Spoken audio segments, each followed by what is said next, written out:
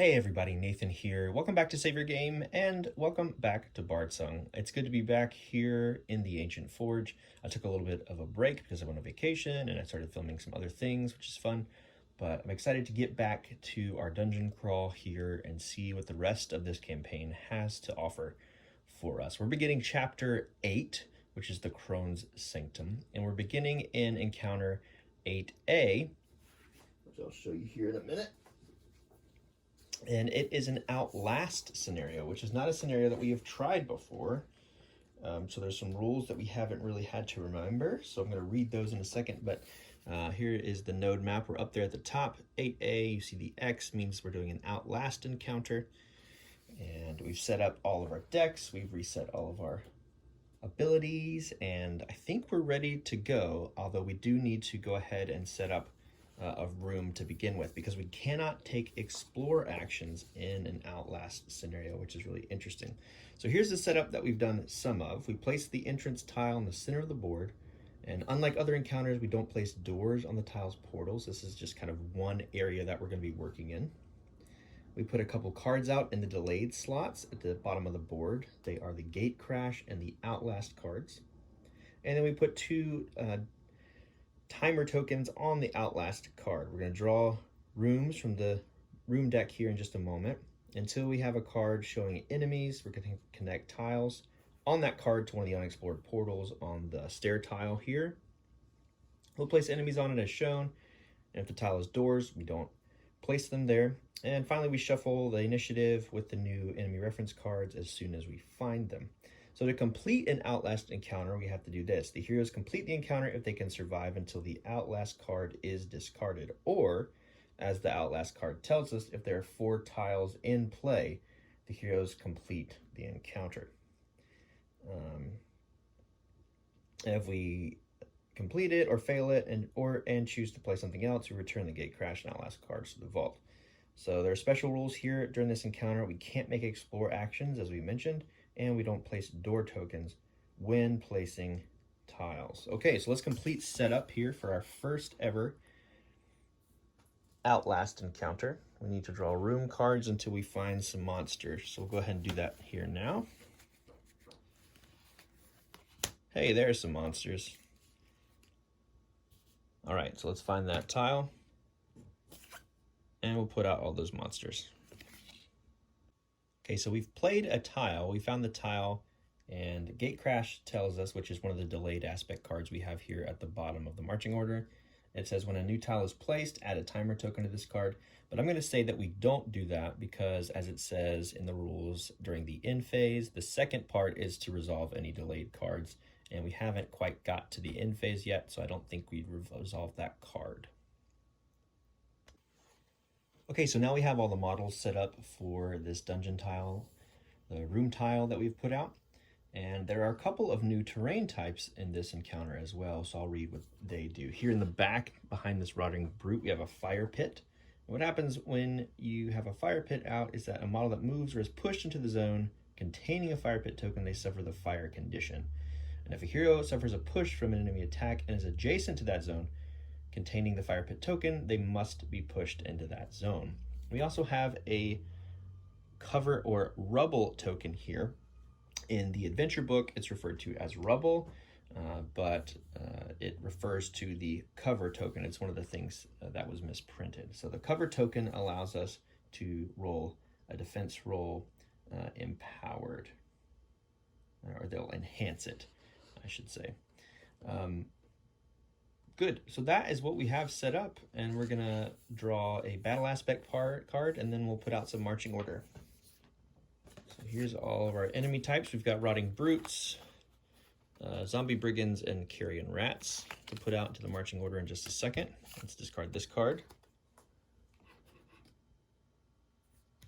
Here's what our battle aspect card says. It's a macabre token. A filthy standard flies on a grave wind, weaving necromantic energy in the air. Place a banner token on the current tile's spawn point, and when the banner is in the playing area, enemies add poison to their attack effect. If a hero removes the banner, they make a target number 8 constitution or defense action roll. If they fail, they suffer poison. If the banner is removed, discard the card. Well, that makes that awful. Well, this is quite the first tile here. All right, so banner token goes on the spawn point, which is where? Right? No, where is it? What? What? What am I doing wrong? Oh, there it is. It's under this guy. So enemies add a poison effect when they attack. That's terrible. Okay, marching order time. No explore actions can be made, which means none of our explore abilities can have an effect. That's rough. Rat's gonna go first.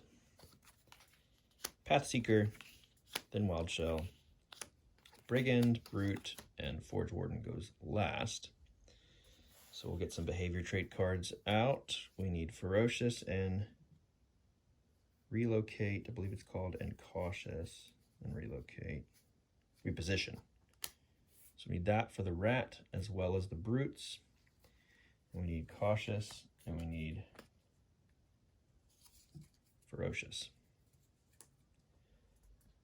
So let's get into our first turn here. The Rat is Ferocious, so we'll check their card. They will attack a hero in the same zone, then they'll charge a hero in an unengaged zone, which their movement is 4. They have plenty to get in there. They're going all in. They have 4 movement. And heroes in the same zone as enemies make defense rolls with disadvantage. That's unfortunate. Let's make a defense roll and see who's first in the order. That is Pathseeker. And they get no bonus to defense.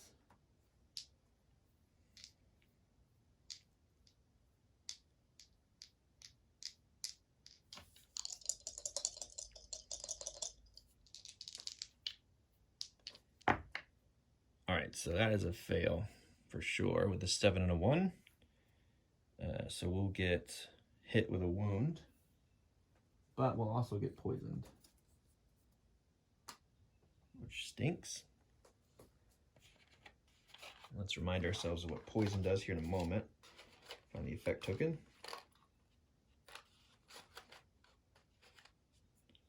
All right, so 1 wound for Pathseeker and poison. Which does, I believe we get an extra wound for every poison token we have. Yeah, before the poison token is placed, they suffer a number of wounds equal to the poison tokens they already have, so it stacks, and then they gain the token. Discard the token when the rest. This is a nasty encounter, just to begin with. Oh, it's terrible. We have to get up there. It's 4 zones away. 1, 2, 3, 4 zones away. Nobody can get there in the first turn. We have parting blows to deal with. Oh boy, okay. The Rat is now going to reposition. They want to move towards a hero in an unengaged zone. They can't do that. So they want to move towards a hero in an engaged zone. They're already doing that. Okay, that's the Rat's go. Pathseeker, let's see what they want to do. We had +1 to damage rolls. We can re-roll our first attack roll because we have some gems slotted in our gear. They have Snapshot and Lure Shot.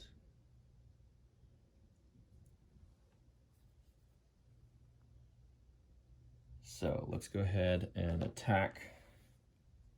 We'll attack the Rat since it's the closest. Right, attacking the Rat.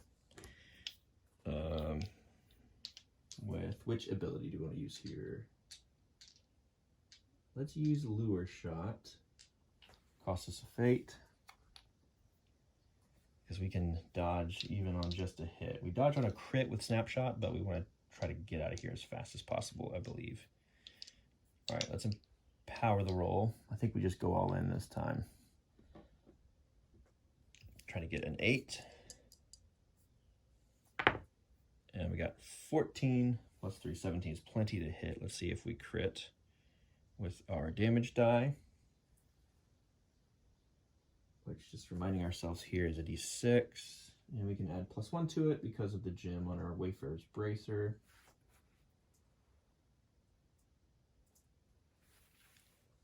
We need a 5. That's a 3 plus 1 is 4. That's not going to do it. So we're not going to crit. We are going to hit. We can dodge. We'll dodge. I think we'll just dodge back this way. Don't necessarily want to be too close. And we'll put a wound token on the rat.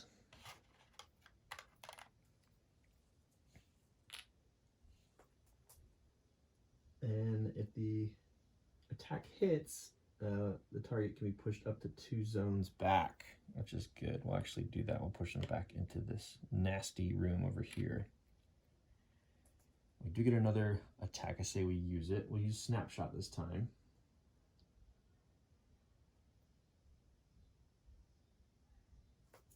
So let's go ahead and roll with a +3 because of our dex. Yeah, 19 plus 3 is 22. So we'll hit again. Let's see if we crit. 5 plus 1. Yeah, we do crit. Okay, good. So Snapshot, we crit. We get to dodge again. I think we'll stay put, but we get to deal 2 wounds. We'll deal 1. Then we'll heat up the rat. And then we'll add the other one. So these go away. We heat up the card. Unnerving Presence is gone. Toughness is the same, but they have powerful attacks. And we get now place the second wound on him. Okay, I think that's Pathseeker's go. And once per turn, because of our Wayfarer's Bracer being upgraded, we can move to an adjacent zone if we spend a fate. We won't do that right now. I think we're okay. Now Wild Shell gets to go. We can place up to 4 ghost tokens. We upgraded the Driftwood Staff. Up to 5 zones away, so let's do that. We'll put it on, definitely in the same zone as each brute.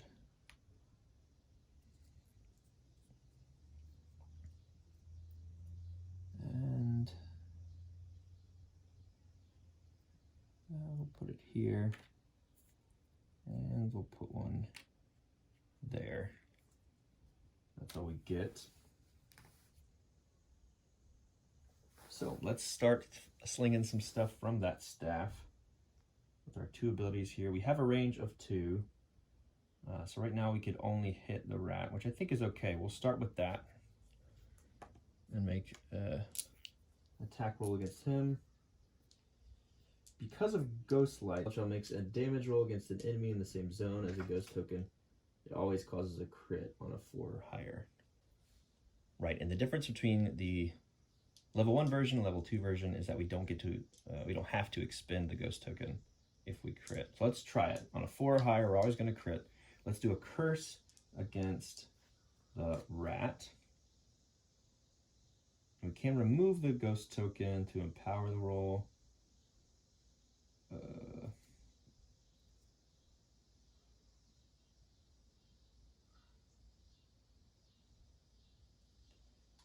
Yeah, let's not do that.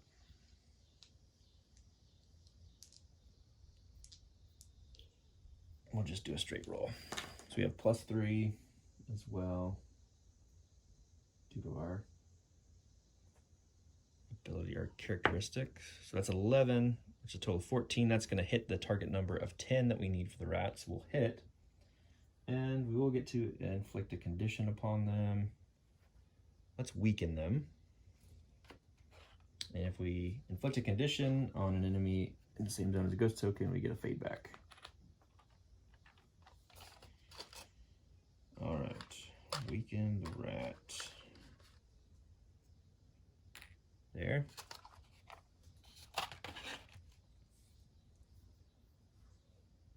And let's see if we crit. We do. Good. Automatically crits because of Ghost Lights, meaning the rat is going to be gone, which is great.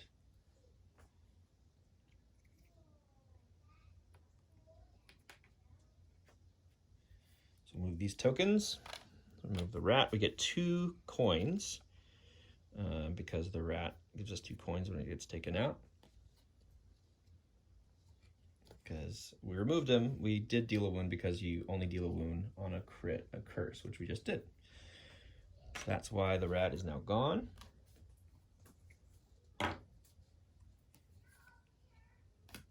And we have one more action we can take with Wild Shell, which nobody's in range. So I think we'll just move forward 2. Go ahead and start using that defensive bonus because of the cover. And we have a defense bonus of +3. Now we're enhancing the roll. So I think Wild Shell's good enough to be in there. All right, that's it for their turn. We'll move on to the zombies now. All right, so we've added 2 coins to the kitty for taking out the rat.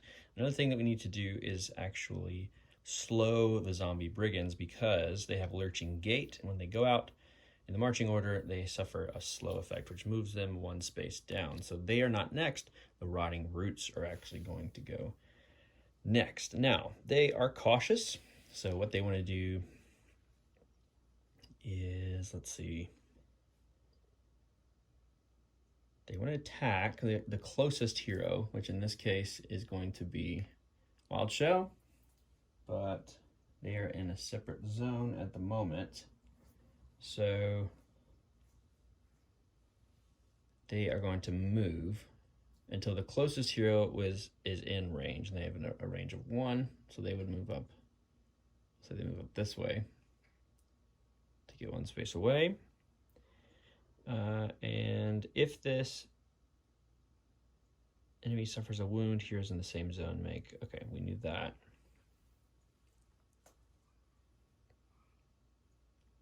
They're gonna, okay, when he attacks, he'll do a poison effect, but he also wants to reposition, which means moving towards an enemy in an unengaged zone or moving towards a hero in an engaged zone. They don't need to do that. They're in an optimal attacking position next time. So we kind of looked out there. They don't have anybody to attack at the moment. Now the brigands want to go as well. Gotta remember the poison effect, and the banner is fairly far away. So let's see what they want to do. They're ferocious, so they want to attack you here in the same zone. They can't do that, so they will just, I think all 3 of them will charge at Wild Shell. But we do have some cover here. Yeah, so checking quickly in forums, it looks like enhance actually means empower. There's another errata sheet that indicates that. So all 3 zombie brigands are going to come down with their 2 movement. That's the closest folks. We'll go ahead and do the movement. I know we're going out of turn here. Just remember that we're all getting attacked. We get empowered defense rolls, and we get a +3 because of our resilience. So here we go. 3 attacks coming at Wild Shell. These are going to deal a wound and a poison.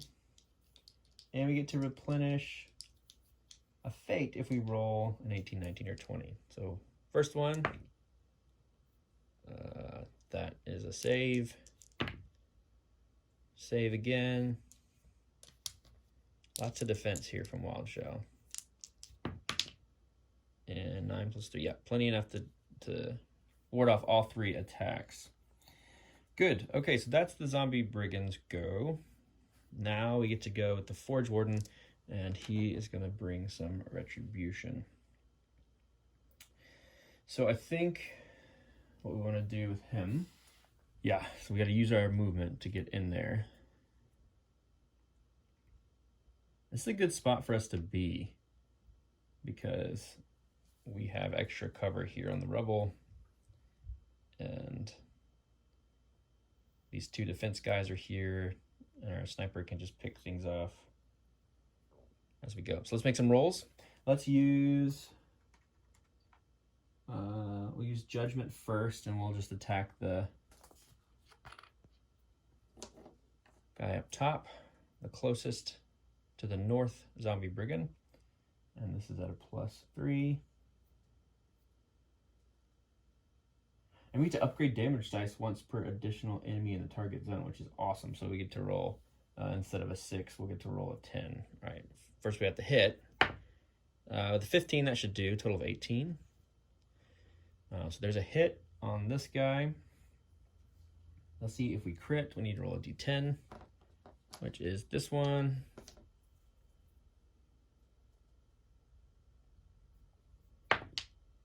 It's a 10. So we take 1 zombie brigand out.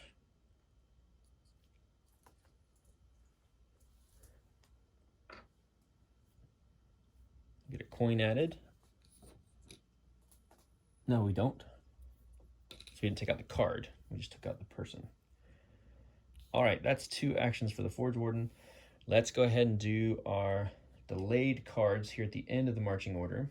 So at the start of the end phase, discard a token from this card. We'll do that.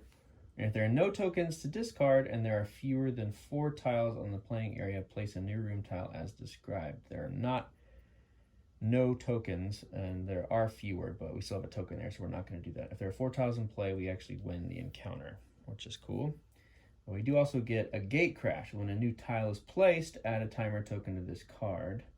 So that has not happened either. So we don't resolve either of those cards, apart from just taking off a timer token on the onslaught, or outlast card, not onslaught. It says, can you survive the onslaught? That's what I was thinking. All right, so double checking. At the start of the end phase, discard a token. We did that. If there are no tokens to discard, there are tokens to discard. So we don't do that. There are 4 tiles in play. Heroes complete the encounter. Nope. And when a new tile is placed, we roll. Almost an event roll, although it's not technically an event roll. We don't roll an event roll in an Outlast scenario. So that'll be it. Let's shuffle some new marching order. So here we go. We've got Pathseeker, Riding Brute, Forge Warden, Zombie Brigand, and Wild Shell in that order. We did have the Brigand going after the Brutes, but because of their lurching gait, they are slowed behind Forge Warden, which is good. So the first hero to go is Pathseeker. Let's pick a couple actions. I'm interested in doing this fire token, activating it by pushing. We can push with an arrow, I believe. It's called a lure shot. We can move an enemy up to 2 zones after the attack is resolved. Yeah. So we can push back here towards this fire token, and that would be 2 zones. One in the middle, and then the one the fire token is in, which would be awesome. So I'm wondering if we just do that. We also have Snapshot, which says the enemy isn't in the same or adjacent zone. The attack can be re-rolled, which is awesome. So yeah, we have plenty of range here to be able to do that. Let's start with a lure shot to see if we can't push. And we need to roll here against the 10 TN from the Zombie Brigand. And this is a lure shot, which costs a fate. So we'll spend our last one here. So let's attack them. All right, we could re-roll that because of our gem and the ranger bow, but no need to. We'll handily hit with 17. We'll say we're hitting this guy. So let's see if we crit. Toughness is a 3. Yeah, so not even worry about pushing. This guy's gone. Okay, we have another action we can do. So I say we go ahead and use Snapshot against the other guy in our range, the other Zombie Brigand. Because if we take him out, we'll take the card out, and they get to fade back. And this attack can be re-rolled because we're not right next to them. We're 1-2 zones away. So here we go. Yeah, we'll hit. Let's see if we crit. We do. So we're going to take out another person. And we can dodge. We could have dodged on the lure shot. We can also dodge on the snapshot, which we'll do. We'll just move forward 1. So that's good. Zombies are gone. 2 fate come back because of kill shot. And a coin gets added to Achilles. This chair is very squeaky. Okay, so that's their go. The Rotting Brutes are going to go next, being cautious. And repositioning. So we'll say this guy's going to go first. He has a range of 1, so he needs to move. He would attack the closest hero or move until the closest hero is in attack range, which they are now.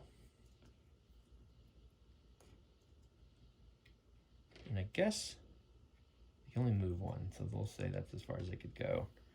Then they'll reposition, which is to move towards a hero in an unengaged zone. They've already done that.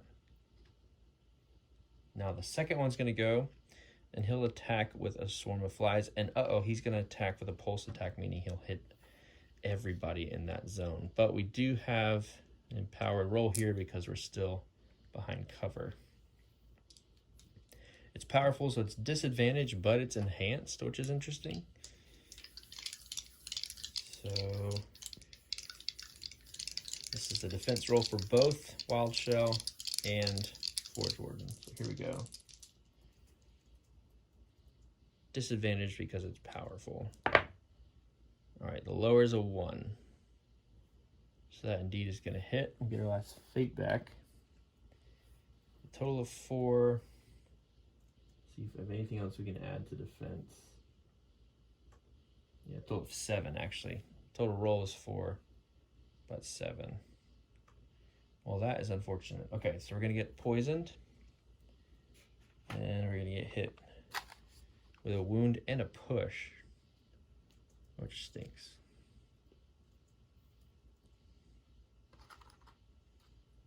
Wild Shell's poisoned and wounded.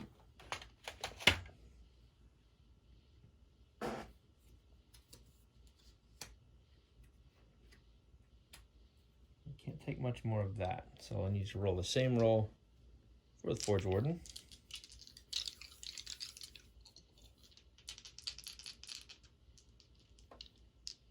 All right, that's better. The lower is a 12, plus 1 is 13, plus 3 is 16, so they're not going to hit Forge Warden. Plus another 1 because of our repulsor shield. Yeah, okay, so one of those missed, so we won't get pushed or poisoned there, so that's good. Okay, that's it for the brutes. Now it's his go.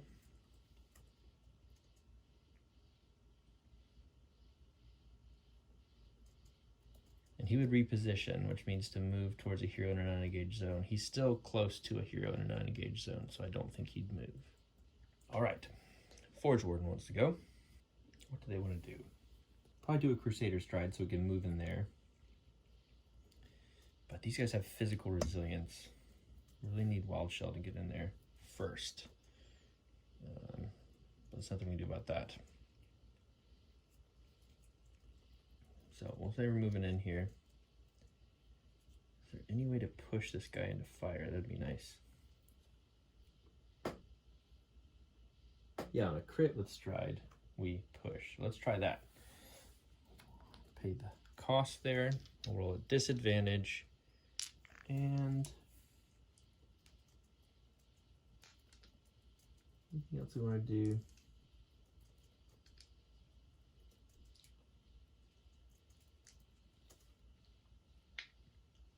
No, we'll empower though. Here we go, taking the lowest here. All right, lowest is 7 plus 4 is 11 plus our 3 is 14. So we're gonna, no, lowest is 5. Whoops, I assumed 7 was lower, but I didn't notice that one. Yeah, that's a miss. Okay, that stinks. We get another go though. Let's try again here with, let's try Judgment. So we'll take our last fate.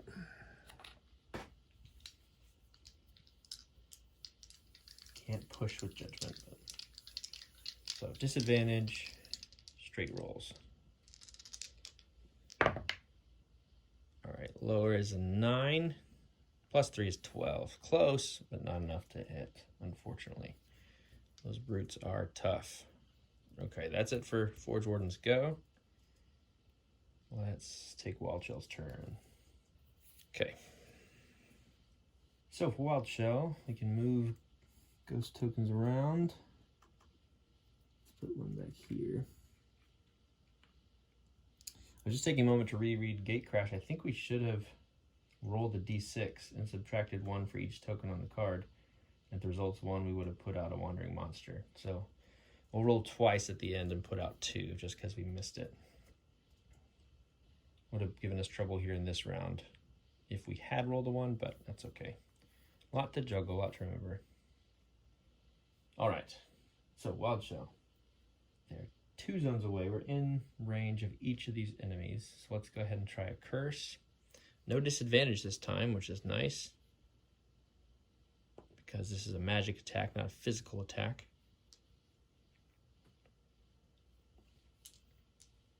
You could also try to poltergeist. Let's try to curse first. And maybe set that guy on fire. So regular roll. No empowered. We could discard the ghost token, but we weren't trying to get some fate back by leaving it there. So here we go. Straight roll. 15. Plus 3 is 18. We're going to hit. That's good. Let's see if we crit. We do actually get to inflict a condition first, though. So we will weaken them. I think we'll need it here. Crit. Just a 4? No, it's a 3. So no crit there. We'll get to replenish a fate. So let's try premonition, or poltergeist now, not premonition, to see if we can push this enemy. We push on just a hit into the fire. That would be awesome. We'll go ahead and use that fate we just got back.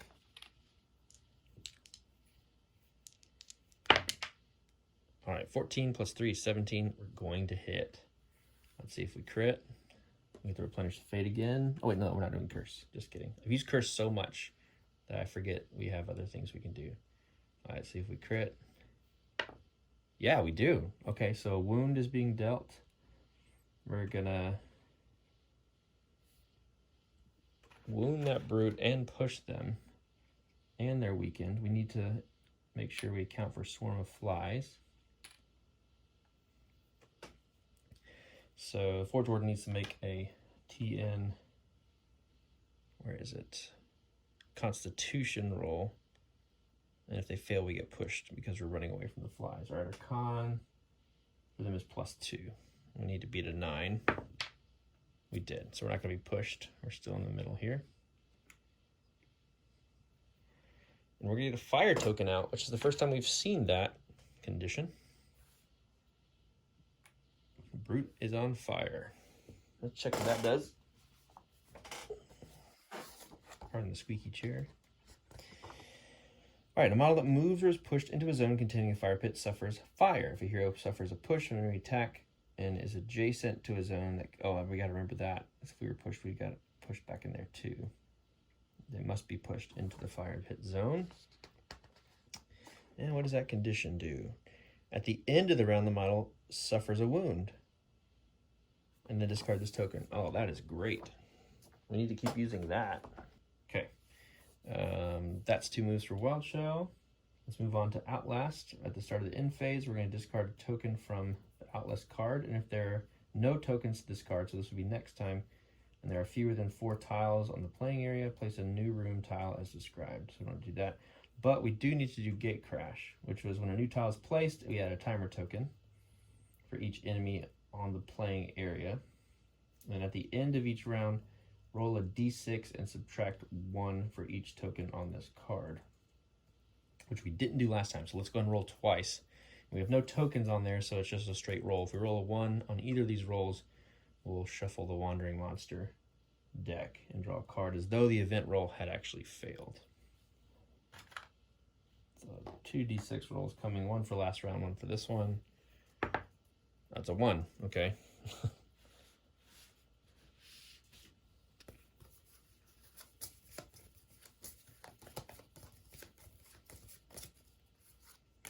Just an echo for last one.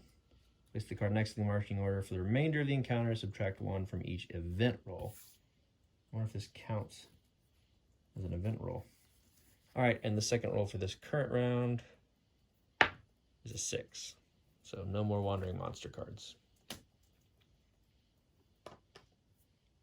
All right, so time for some new marching order. At the end of the round, though, this guy is going to die because of his fire token. Weakened goes away. That stinks. but it's all right. So we have one enemy left to contend with. So let's shuffle.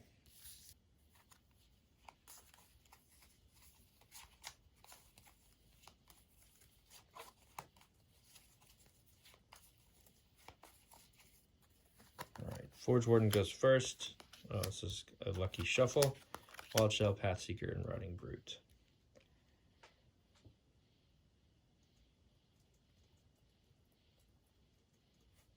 All right, we have to try to take that Brute out if we can. Because we're going to put a tile out for Outlast, and we're also going to Gate Crash. And if we rolled a 1 on Gate Crash and there were timer tokens there, we would have discarded each token. Interesting. Okay. This is a cool encounter. It's a good bit to juggle, but it's a neat one. Okay. So we could, we're disadvantaged with Forge Warden. We could hop over here and discard this banner, getting rid of the poison. That's going to be there for the whole encounter. So if the banner's removed, discard the card. The card's still there until something happens. So I don't think we would get rid of it even if this guy was gone. Although I can't remember, I'll have to double check the delayed. If like this tile gets cleared, we might get rid of a delayed aspect card. I'm trying to recall. It's been a little while since we played. Delayed cards state when to resolve the rules, typically during the end phase. Okay. That's right, it's engagement cards that go away when combat ends. So I think it'll just hang out there until the banner's gone. Okay. Yeah,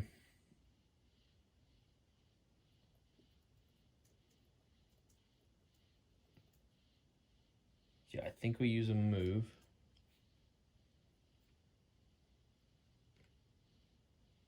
And we'll try to discard the totem, the macabre totem. Enemies add poison to their attack effects. If the hero removes this banner, they make a target number 8 con roll. If they fail, they suffer poison. Okay, let's do that. Our con's pretty good. It's +2.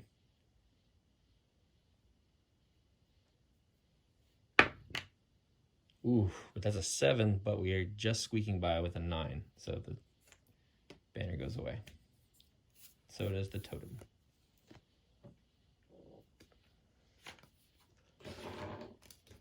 Okay, that's good.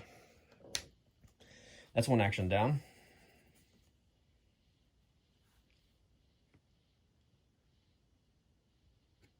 Let's go ahead and get in this guy's face. He's got pretty good defense. I think that'll be it. Wild Shell, he gets to go now. So we'll move 1.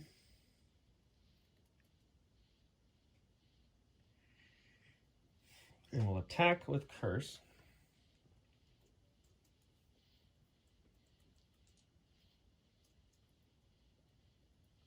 Let's do that. Straight roll +3. Trying to get a 14. It's a 9 +3. It's a 12. I'm not going to do it. Man. Okay. Could have also pushed, but that's okay. It is up to Pathseeker now.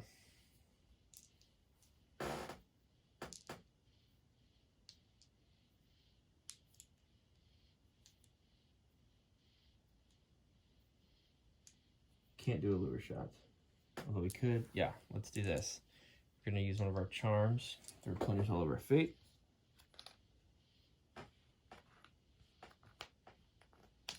So we can use lure shot to push them into the flames, hopefully enact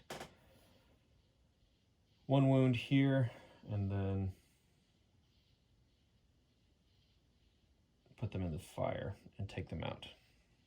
Okay, so 1 action is a move. No, they're 2 zones away, so we're good. Oh, we didn't even have to move. You know what? We didn't have to move with Wild Shell. Let's back up. Let's back up a little bit. Because he has range of 2. So we get another action from Wild Shell. We're backing that up a little bit, folks. Sorry about that. Okay, we'll try to curse again. Or we could just poltergeist and push them, but that's not going to deal a wound. Okay, let's curse. So we can Bane and knock out the disadvantage for Pathseeker. So regular roll. Nat 20. That's great. Okay. So we replenish a fate for the Nat 20, replenish the fate for the curse. We'll Bane. Gives us advantage. And we will deal a wound.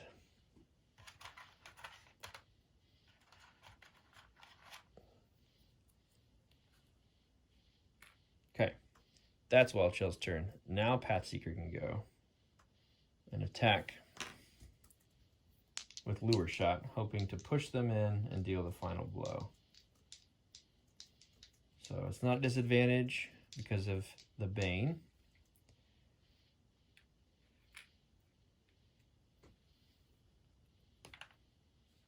Spend a fate to do Lure Shot, and it's just a straight roll. And you know what? Let's go ahead and make it empowered. So if this attack hits, then target can be pushed up to 2. Here we go. Oh no. 2 and 2 is 4 plus our 3. It's not a great roll. 7. It's half of what we need for the target number. We do also need to roll a Swarm of Flies roll, Pathseeker. I'm sorry, for Forge Warden. TN 9. Yeah, got it. So no, he's not pushed. We did that because the Brute got a wound. Okay, well, we have another attack we can do. And it will be at disadvantage now. You know what? We can re-roll our first attack each turn because of our bow's gem. So let's do that. Here we go. Re-rolling. Re-rolling the Lure Shot. Good. 15, 18 total. We're going to hit. Take them out. See if we crit. Does it matter? Not particularly. We did not crit. But he gets a wound. We'll do a TN roll. Con. See if Pathseeker's pushed. 8. They are not pushed. This guy's gone. Woo!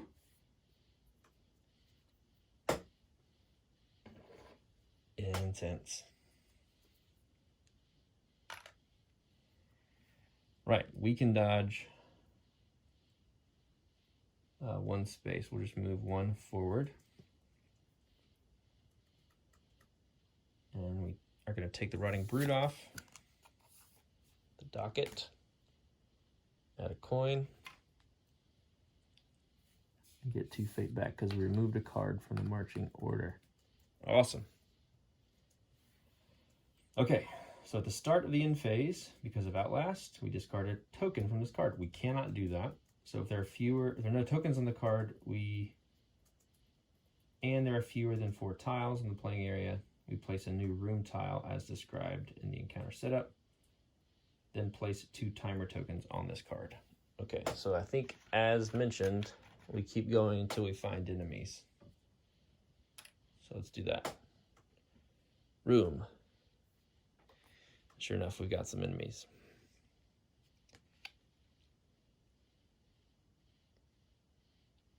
All right, so as you can see, we've got 6 new enemies on the board based on this new tile and the room card that we drew to place it. We don't put any doors down, but we've got a Rotting Brute. We've got 2 Revenant Reavers, which are a new enemy we haven't faced, and 2 Zombie Brigands. Zombie Brigands went last in the marching order we drew, so they wouldn't have to be affected by the Lurching Gate.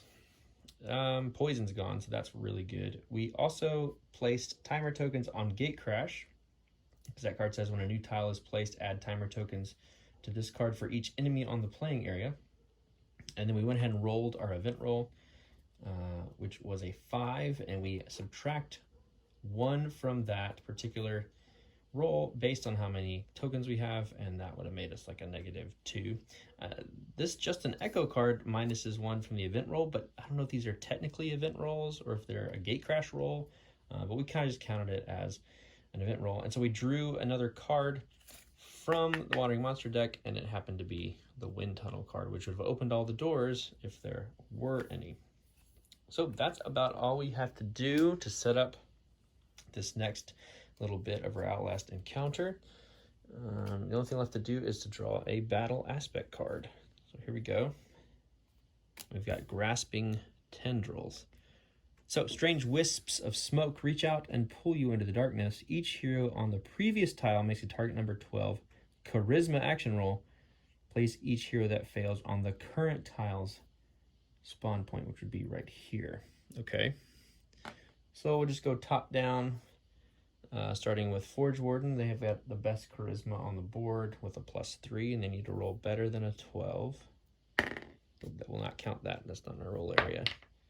Even though it was a 12, that's a 9, so up they go. Path Seeker is just a straight roll, so here we go. They succeed, so that's good. And Wild Shell. Oh, they don't have to roll because they're not on the previous tile. They're on the first starting tile already. So here we go. I think Forge Warden's probably okay being in the mix there. All right, we'll discard that because it's an immediate card. All right, so first up are the Revenant Reavers, and they want to move in and charge because they're ferocious to the closest hero. So we'll go ahead and roll a defense with Forge Warden. Their movement is 2, so the other Reaver will do the same. Actually, he's farther north, so he'll go first. Boom, boom. Attack him here. Here's a defense roll. We have +1 because of our shield. And total +3 here. So total +4 of all the bonuses. That's 18, so that's going to be a miss. The other guy will do the same thing here. 21 total, so lots of defense there. Good, so that's it for them. They have Vampiric Touch, so anytime they wound a hero, they heal wounds. So it's as if they're taking life from the heroes, which is pretty nasty. All right, next up is Forge Warden, so he can deal some pain here. Hopefully. Let's see what they want to do. Let's go ahead and use Judgment. And we'll roll here against the guy right in front of us. All right, 19 + 3 is 22 to hit. That will do so. See if we crit. Their toughness is 4. Oh, 5. So we will crit. Take out 1 Reaver. I guess not take out completely because they have a heat up side. So now they are heated up. The change that happens here, instead of Vampiric Touch, they have a Necromantic Weaving, and they don't have anything take effect on a... they have Necromantic Weaving. They don't have anything take effect on a miss like they would on their regular side. So if this enemy starts its turn in the same zone as another enemy, defeat the other enemy and flip this card. Interesting. Okay. All right, so the Reavers are automatically heated up. We have one more go. They're not going to start their turn in another hero in their zone. So I feel like we have a chance to take one out. So let's go ahead and just use Judgment. We would have upgraded that damage die, but it didn't matter. We still crit anyway. So let's use our Mechanicus Strike.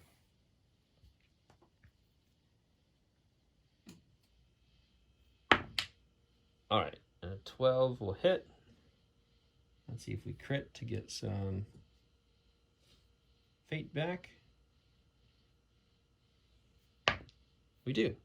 All right, so 1 wound and 1 fate returning against this first Revenant Reaver here.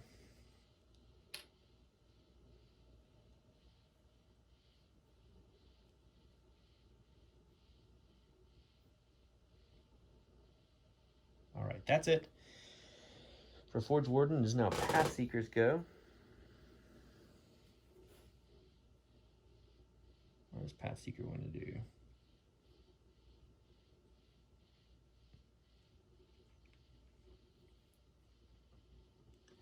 Well, they have to move first to get in range. This is a model that moves or is pushed into a zone containing a fire pit gets a wound. So just because we moved in there, does that mean we get fire? That stinks. Let's check that out. All right, so it looks like updated rules online say it's just pushed into, so we don't have to take an extra wound just because we move into it. All right, we have one chance here, and I think we take out a Reaver if we can. So what's our best option there? Let's just do Snapshot. And that other Reaver will empower the roll. Because yeah, we're 2 zones away from the wounded one. Let's take aim at him. Ooh, 10 plus our 3 is 13, just enough to deal 1 wound. Let's see if we crit.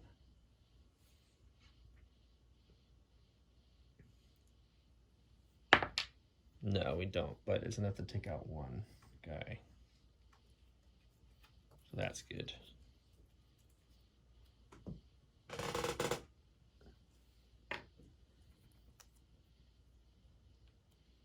All right, and we could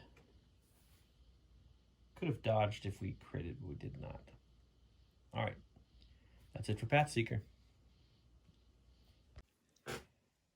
Okay, so you'll notice I moved a tile around here because I realized in between this session and my last one that the Outlast instructions say to move the next tile you place onto an unexplored portal on the stairs tile, which is right here, not connecting it to the dungeon as if we're doing a crawl.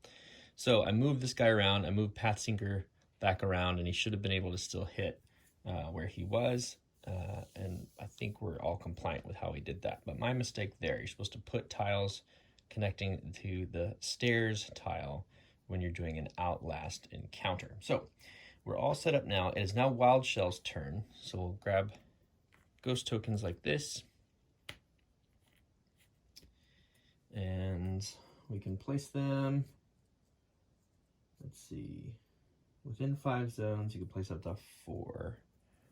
1, 2, 3. I think everybody can get one. Because we're at 1, 2, 3, 4, 3, 4, 3, 4, 3, 4. Yeah, we're within 5 zones on every spot. Now let's figure out what they want to do for their actions. I think we have to move at least 1. So we're engaged there with the Reaper.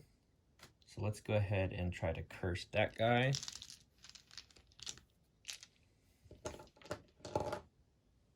I'll go back and check all my footage and make sure that Forge Warden was in a spot. But let's see, he came in up here and came down 1 zone.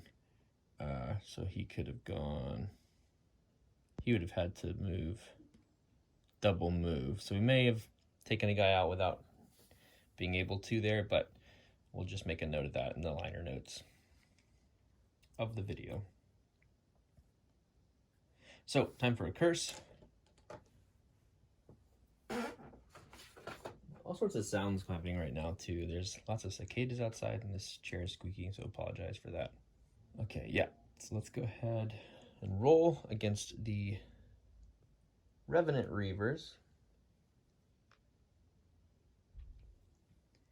And let's see, we'll go ahead and roll here, just double checking, getting my head in the right place. We need an 11. This will be at a +3. Here we go. All right, that is an 8, so that will miss. So that'll be Wild Shell's second action after moving 1. Next up is the Rotting Brute. What do they want to do? They're cautious, so they'll attack the closest hero. They're not in range of any heroes right now, so they'll move until the closest hero is in attack range. So we have to move them forward.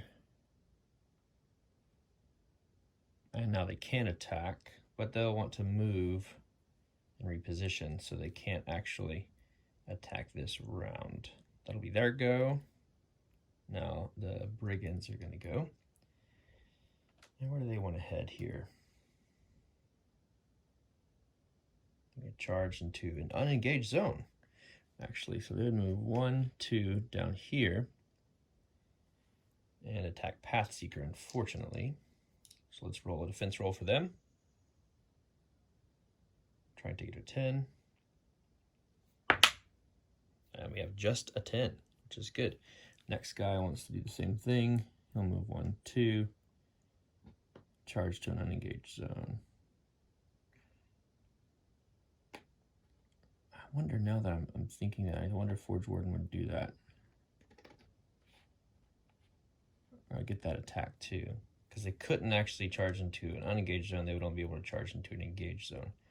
So we'll do that. We'll say that roll was actually for Forge Warden. And here's another roll for Forge Warden. Yeah, 18. So we're good there. He wards off all those attacks. All right, so that is it for the entire marching order.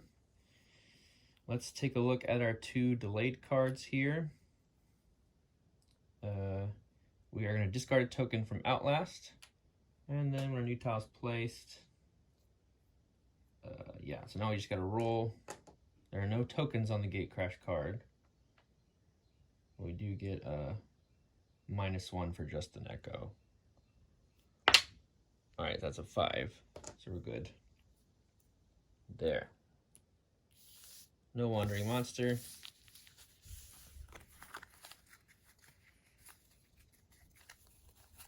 It's interesting, I remember reading that the Outlast encounters don't have an event roll, but this Gate Crash just says roll a d6, so they're not calling it an event roll. We're still basically doing an event roll. And we're saying just an echo affects that, even though it says no event roll.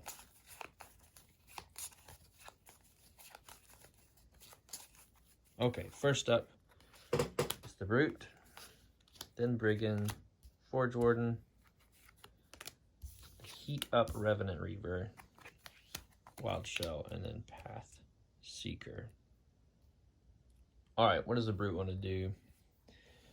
He's going to take an attack, a powerful attack, against Forge Warden. Let's roll a defense roll there. You get +1, do our Repulsor Shield, 9, 10. Oh, we're going to get hit. So when we get hit, we get a wound, and we get pushed. So we're going to come back here. Put our wound out. Or not, that's, yeah, we got pushed, and then if he takes damage, we have to do the Swarm of Flies roll. Okay, so the Brute's gone. What would he have done? He would attack the closest hero. That's what he did. So now the zombie brigands are going to go. What do they want to do? They'll charge Forge Warden again. And let's do a defense roll here. Save. So, oh no, actually, they are not up. Looking again here at Lurching Gate, Forge Warden gets to go before them. So let's move in. And we'll say that was a Crusader Stride, which cost our last fate.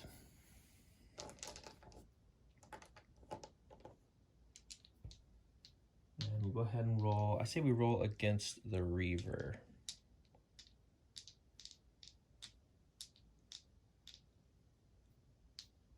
Okay, let's do it. No bonuses because we don't have fate. Now could be a good time to do a charm. Let's do that. We'll use a charm, get all of our fate back. And we'll spin one to make this empowered, because I'd like to get rid of that Reaver. Because he's going to munch on some zombies and get flipped back over if we don't. That's due to the necromantic weaving. So here we go. Attack against the Revenant Reaver. It's going to be plenty to hit, 16. So with the Stride, we'll go ahead and deal 1 wound. And we'll see if we can crit here.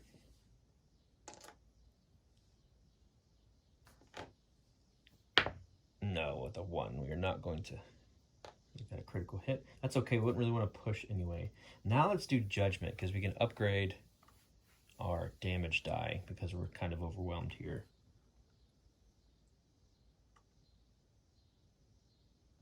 And that costs a fate as well. We'll spend our other one to make this empowered, just to ensure that we hit. Do we do that? No, let's save one. I think we're okay, let's save one. Just got to hit an 11. Getting a +3 here. Yeah, 13, so we're gonna hit, which is good. So we'll take out the Revenant Reaver, so we're gonna deal a hit. Would have rolled a d12, and we wouldn't have crit anyway. Yes, we would. We would have crit, so it would have been 2 wounds. Definitely got them, though. Okay, the Reaver card's going away. We get 2 coins for that.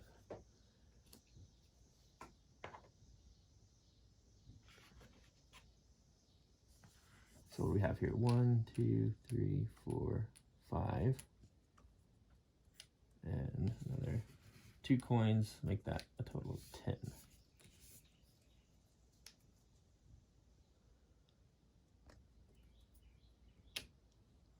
Right. So that was 2 actions for them. Now the brigands want to go.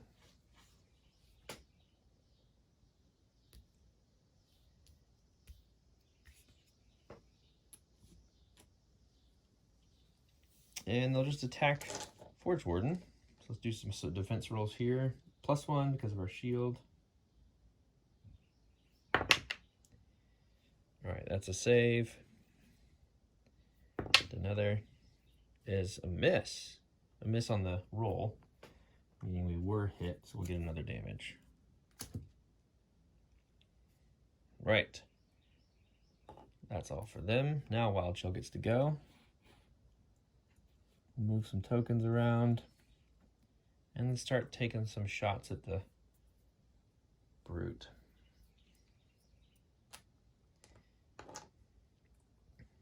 And we'll do a curse. No disadvantage because this is a magical attack.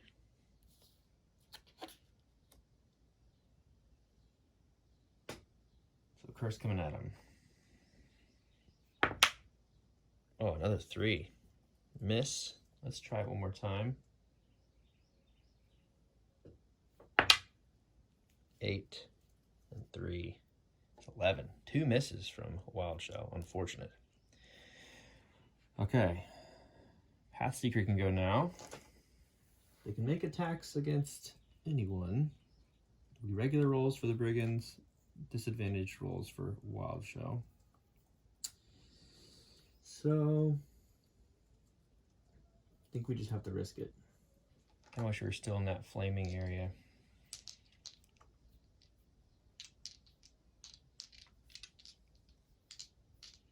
So we can push people into that pit. Let's just try it. We'll try disadvantage rolls against the brute. We gotta take care of him. I think Forge Warden can take care of the brigands, but our 2 ranged characters need to focus on the brute. So let's try that. So first roll, might as well empower it.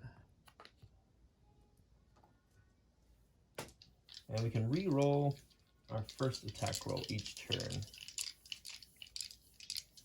So we'll call this, oh, that's not empower it, because if that's the case, we couldn't do 2 attacks. Let's just see what happens here first, since we can re-roll.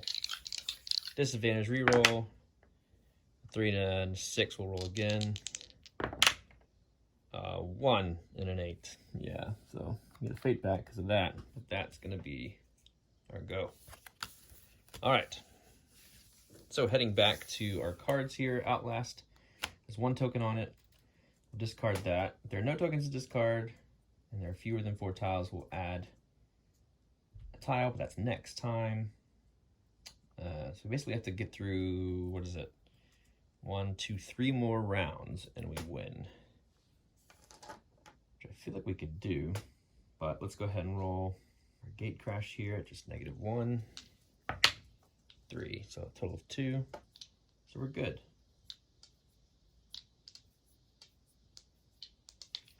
Let's put out this new marching order here. Wild Shells up first,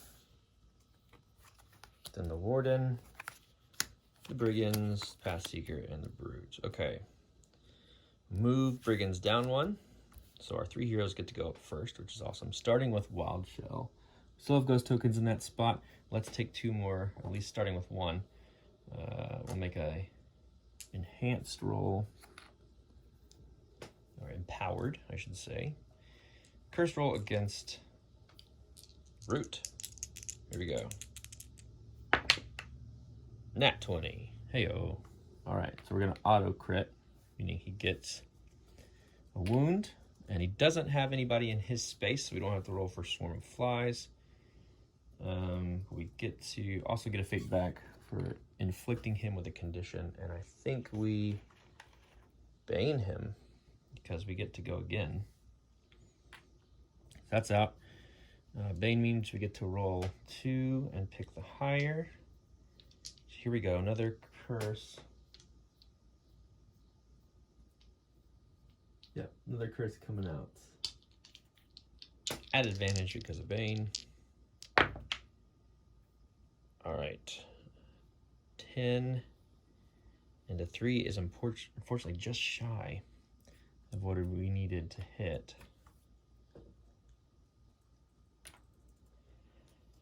So no hit there. That's it for Wild Shell. Forge Warden is going to start swinging at some Brigands. We'll use Judgment first because we can upgrade our D6 to a D8 if we hit here. Yep. Okay. All right, another natural 20. Wow. So that'll automatically crit, meaning we take 1 Brigand out. And here we go, another attack coming out. This will be Crusader Stride. That costs us a fate. Here's our roll here. Yeah, that'll hit. So we'll do 1 wound.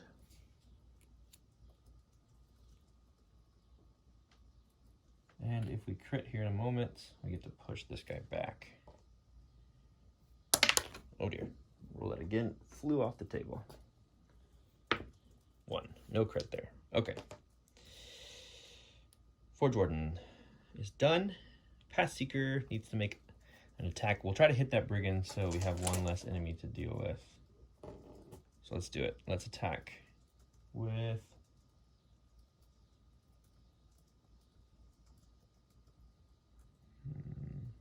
Let's do Snapshot first. 16, that will hit and deal a wound. Let's see if we crit just for fun. Yeah, so obliterated.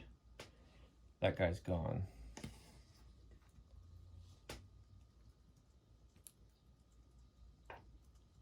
One more coin added to the kitty. We would replenish 2 fate if we could. We don't need to. And we've got 1 more action coming from Forge Warden, and we, Path Seekers. We might as well attack them. I should have attacked them first because we could have re-rolled that, but that's okay.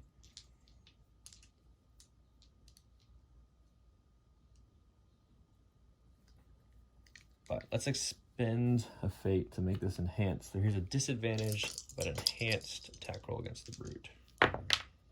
Lower is a 2. Yeah, so that's gonna miss. And that would have been lure shot as well, so we had to expend another fate there. On a miss we can dodge, but I don't think we want to do that. We'll stay put. Okay, that's it for Path Seeker. The Brute gets to go. And first up, they just want to attack the closest hero, which would be Forge Warden. Let's do a defense roll. That's 2 plus 3. We can add +1 to that, but that is not going to be enough. We're going to get another hit and a push. So I guess we have pushed this way. 3. Oh, and it was powerful, so we had a disadvantage. Should have remembered that, but that's okay.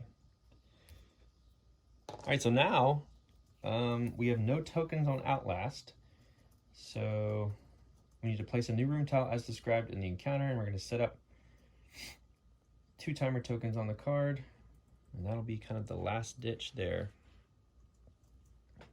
I misspoke earlier. I think it's 3 more rounds after we place it, because we have to discard, discard, and then we win. So 3 more rounds after this one. Let's draw some room cards. Okay, there we go. Our first one there has enemies. All right, so when a new tile is placed, add timer tokens on this card for each enemy in the playing area. So now I have 1, 2, 3, 4, 5, 6, 7. So it's basically an auto fail next time we roll. But it says at the end of each round, roll a d6. We're prolonging the round. We're basically gonna auto fail next time, because we have 7 tokens on there. We roll a 1, we discard the token, shuffle the wandering monster deck, and draw a card as though the event roll had failed. Right, so that's not going to happen this time, because we're shuffling the order immediately. Okay. Forge Warden, Pathseeker, Brutes, Wild Shell, Shadow, Brigands. They don't get slowed because they're already at the end. Let's draw a battle aspect card, see what that is. Echoes in the distance. Trembling sound echoes from far away. Activate the echo token. If there are fewer than 3 tiles, shuffle this card back into the deck and draw a replacement. Oh boy. I guess we'd do that. We're not doing event rolls, but we would activate the echo token and it would spawn a creature. All right, let's shuffle monsters.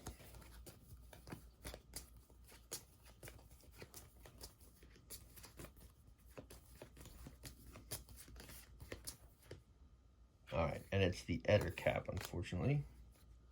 So we'll put him up here, closest to them. This just got awful. And we'll reshuffle. All right, just gonna make it 3 more rounds, everybody. I kind of think we can just go hole up in the back there. Maybe we move forward and make them come to us. There's no treasure or anything.